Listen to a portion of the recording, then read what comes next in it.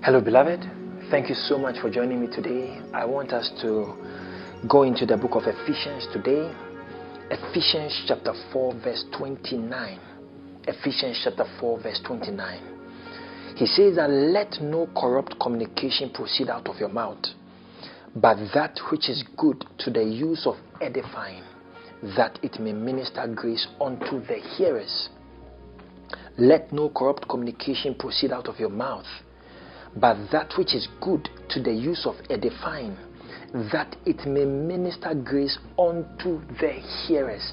These were the words of Paul to the Ephesian church. Now, Paul is saying that don't let any corrupt communication come out of your mouth. Many of the times when you listen to people in their language, you see that corrupt words come out of their mouths. Words that don't build, words that don't construct people, words that don't edify. But Paul over here is saying that don't let any corrupt communication proceed out of your mouth. Imagine someone carrying the Spirit of God. You see, the words that come must be words that are inspired by the Word of God. Words that are inspired by the Spirit of God. In John chapter 6 verse 63, Jesus said that the Spirit giveth life. The flesh profits nothing.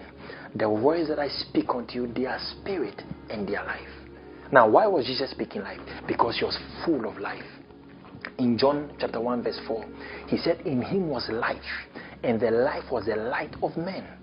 5 says that, and the light shineth in darkness, and the darkness could not comprehend it. Because he was full of life, his words were full of life. Now, if your life is full of corruption, your words will be full of corruption. If your life is not full of corruption, your words should not be full of corruption. So Paul says, let no corrupt communication come out of your mouth. Whether you are in church, you are on the street, you are in the car, or you are at work, don't let corrupt communication come out of your mouth. Don't use the wrong words, don't use the wrong language. He said, but that which is good to the use of edifying. The word edify means to build, to construct, to encourage, to charge someone up.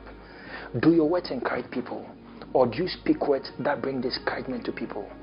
Do your words dampen people's spirit, or do your words revive people's spirits? Paul says that, but that which is good to the use of edifying, that it may minister grace unto the hearers. Are your words full of grace? Are your words full of grace? Colossians 4:6, Paul said a similar thing. He says, let your words be always with grace, seasoned with salt, that you may know how you ought to answer every man. No matter what people do against you, we are in the world, and you may have bad experiences, but you see, no matter what happens, it should not corrupt the words that come out of your mouth.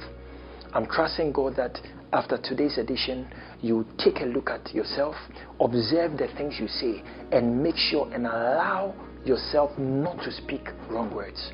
Always remember, don't let any wrong word come out of your mouth. That your words will be a proof that you're a child of the living God. Thank you so much for joining me today.